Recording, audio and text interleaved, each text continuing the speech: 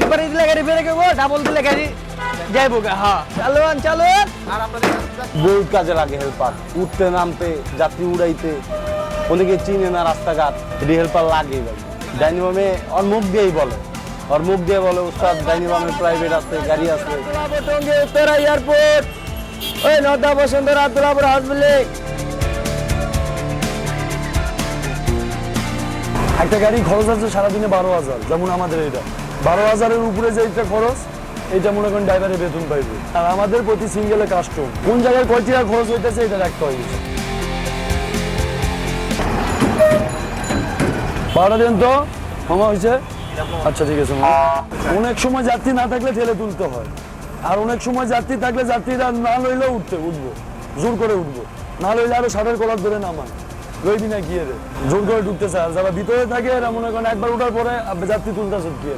আর অনেক সময় অনেক রিকোয়েস্ট করে যে মামার ল বা নিতেই হইব এমন কি আর কি, বা গাড়ির সামনে দাঁড়াই থাকে